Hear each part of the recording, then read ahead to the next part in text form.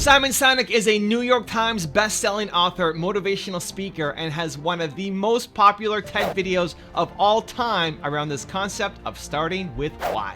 He went from being a law student without purpose to becoming a millionaire entrepreneur who now gets paid over 6 figures every time he speaks. And today we're going to learn his best advice on how you redefine what you think about passion. Rise and shine, it's Entspresso time! I wake up every morning. Espresso keep me going. I wake up every morning. Hey, it's Carmichael, and every morning I bring you a shot of Entspresso to help you believe in yourself and start your day off with confidence. So good morning! I believe in you, and let's do this. Simon Sinek teaches how to redefine what we think about passion. You know, the problem with passion, people gave me the same stupid advice. Do what you love. Thank you. Thanks. Find your passion. Like, what am I supposed to do with that advice? Right. And what I learned is that passion, like profit, is a result. When we commit ourselves to some higher purpose, some higher cause, passion is the result. When we work hard for something we don't believe in, it's called stress. When we work hard for something we do believe in, it's called passion. Passion is not the entry point, it's at the exit point. So the question is not to find your passion or find the thing you're passionate about. The question is, what do you believe? The question is, what are your ideals? What are your values? And where are the places in which those people or those organizations share your values, share your beliefs? Who is articulating a vision of a world that you would like to live in? Push yourself in those directions, be around those people, align yourself with those organizations, and what you will find is you show up every day with passion. Finding your passion does not have to be hard. Understanding what you should be doing with your life and how you can be serving other people is one of the greatest gifts you can give not just yourself, but your family, your community, the world around you. But if you write off finding your passion as being too difficult, not worthwhile, too expensive, too scary, that you can't do it, then you cheat yourself of that amazing gift and you will never be happy. We're gonna fix that in this video. So I wrote this book, Built to Serve, and I did it because I was on my tour last year. I hit 90 days, 23 different cities, and I went for a different reason. I went on my tour talking about how to build momentum in your life and your business. And what I kept coming back with in every city was, how do I find my passion? How do I find my purpose? How do I know what I'm supposed to do with my life? In every city, the same thing kept happening over and over and over and over and over again. And so I don't think the right thing to do is slam people for asking the question of how do I find my passion. I think the better answer is to actually give them a process, to give people a solution. And it just blew my mind how difficult people make it on themselves, and they feel like they need to meditate for years, they need to hire some super expensive coach. They feel like it's hopeless and they'll never figure it out because they look at the people around them and you say, well, the people around you haven't figured it out, so how am I going to figure it out? And if your parents haven't figured it out, why are you listening to them to help you figure out your purpose and your passion, what you're supposed to do? It doesn't have to be that difficult. And I started going through this process with people when I met them at my different groups and my speaking gigs in each of the cities that I went to. And the most memorable one was in San Jose, where I walked people through this process of who, why, how. And just the first question was like, hey, I don't know what to do with my life. I don't know how to find my passion. And I walked them through the who, why, how process. And then that person started crying and in a great way, like, wow, finally having some clarity. And then the rest of the Q&A basically was me doing the same thing for the people. Who I have. And now people have clarity and momentum where they didn't have it before. And so it's why I wrote the book. It's why I'm making videos like this. It's because I want to share the process with you so that you can find your clarity, you can find your passion, you can find your purpose, and turn it into something that builds a happy life for you and for the people around you for the rest of your life. It's one of the most important things. If you figure this out, understand that this will never get old. Finding your passion, finding your purpose, those two things will never get old. You'll love doing those things for the rest of your life. So I talked about, there's a 3-step process, who, why, how. I'm gonna walk you through it right now. But before that, if you wanna learn how to have confidence, self-love, motivation, I've created a 254 series where every day for the next 254 days, I send you a short video by email to an unlisted video that will help you build your confidence. It's free. The links to join are in the description below. Some people see the thing that they want And some people see the thing that prevents them from getting the thing that they want. I would rather take the risk of walking out, knowing that I might get moved in a way that I've never experienced before, more than just go and have a nice night out and see something that I know is good. But I'm interested in your opinion. Let's go around the room. It's too late. Okay, so what's the who, why, how? What's the 3-step process? It starts with who. So who is your one word most important core value? When you figure this out, it gives you so much clarity over who you are to allow you to make better decisions moving forward. So my who is belief. My most important core value is belief.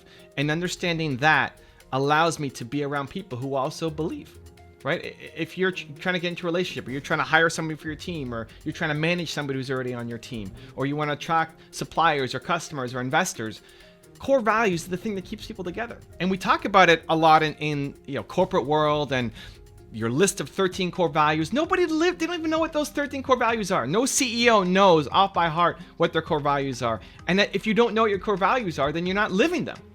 So forget the 13. One, what's your single most important core value? Mine is belief. Yours might be care or freedom or creativity or structure or discipline, right? I mean, somebody who values security as their most important core value versus somebody who values creativity and freedom, right?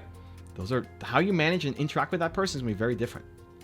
You can't push the person who values security on freedom and creativity, right? And somebody who values creativity as their most important doesn't want to be boxed in by security. And so when you understand what your most important core value is, and so think about what movies you like, the people that you love, the lessons that you learn from your favorite teacher, all of this, or just spend some time thinking about what is my most important core value. You have to pick one over everything else. Don't worry about being the perfect one yet. Just if you have to pick one. This exercise is in the book that walk you through it in a lot more detail, but one core value. Understanding that gives you clarity for the rest of that will never change. I'm belief for life. If anything, just more and more belief, right? Step 2 is figuring out your why. Your why is something Simon preaches, right? Start with why. Your why is your purpose. Your purpose comes from your pain. This is what I think Simon missed in his TED Talk. Your purpose comes from your pain. Your purpose for the rest of your life is helping people who currently are what you used to be. There's lots of people who currently are who you used to be. Whatever you struggled with, think about the lowest moment as a human in your life. What was that? What were you doing? What were you faced with? Emotionally bankrupt. Like, when was that moment? You felt worthless as a person. What was that moment? What happened? There's lots of people who currently are that. And you going back and helping them, teaching them, giving them hope, motivation, guidance is the thing that will lift you up for the rest of your life. So again, that gives you massive clarity. And then the how is the last step. And the how is, how did you get out of the hole? So I love helping entrepreneurs. My why is helping entrepreneurs because I struggled so much as an entrepreneur. Why am I still doing this? How do I still have energy? It's 20 years now of helping entrepreneurs. It's crazy. The YouTube channel for 11 years. Why? Why still go? Why still make so many videos every day? Why have 12 different channels? Oh, this side. Why have all these channels? Why? It's my why propels me forward. My purpose demands it. The how, for me, of getting out of that hole that I was in was modeling success. I looked at Bill Gates and how he started Microsoft, and I learned those strategies and applied it to my company. The how becomes your passion, be able to teach people how to get out of it. Teaching people how to get out of the hole that they're in, that you used to be in, is your passion. It's not that challenging to figure out. How you execute it may change with years, right? So right now I'm doing YouTube. When I first found this, YouTube wasn't even around. So I did speeches and seminars, and then that became YouTube, and now then it became books, and in 20 years it's going to be VR and some other technology. Awesome. But that's something that will serve me for life. I'll be 95 years old, sitting in a senior's home or in a wheelchair, or maybe by that time we'll be advanced in technology. I'll still be, running around. But I'll be 95 years old and looking back and still loving helping people. If you're an entrepreneur who needs belief, who feels hopeless, I'll still love helping that person get better and believe in themselves and give them strategies and how they can model success to go off and do it. And so this is the gift that I want. It's why I wrote the book, right? If you don't have it yet, you can check it out. There's probably a link somewhere in the description below, or just go to evancarmichael.com or Amazon. You can find it. I want people to find their purpose. I want people to find their passion.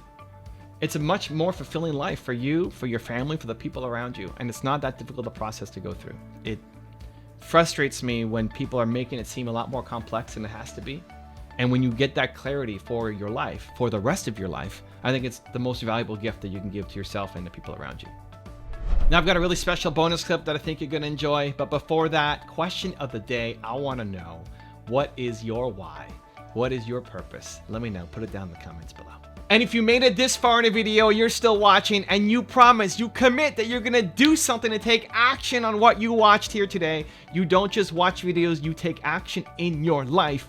Give me a hashtag believe down in the comments below. I wanna celebrate you. I got out of Philadelphia because I was seeing the same people.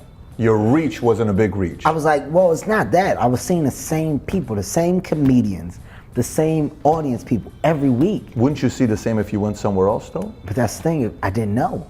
Got it. I wasn't content with not knowing. I was like, it has to be more. What's the next? Kevin, is this late 90s? This is late 90s. So you're 21, 22 years old. This is late 90s. This is 98, 99. Yeah. And I met a guy named Keith Robinson, who's an unbelievable mentor to me. And this is the guy who was telling me, just like, man, you got to start talking about more. You got to start talking about yourself. He said, I want you to come with me to New York. I didn't know the guy from this piece of paper on the table, but when he said, you got to come with me to New York, I jumped at it because I was like, is more comedy in New York? I'm going. I want to see it. I was so eager to see what else was out there. And when I saw that, when he opened up that door and I got to look behind it and I saw what was there, 12, 13 comedy clubs in New York. I got to see comedians on stage, all races. Well, New York is New York. Oh my God, all races, shapes, sizes. I got bit.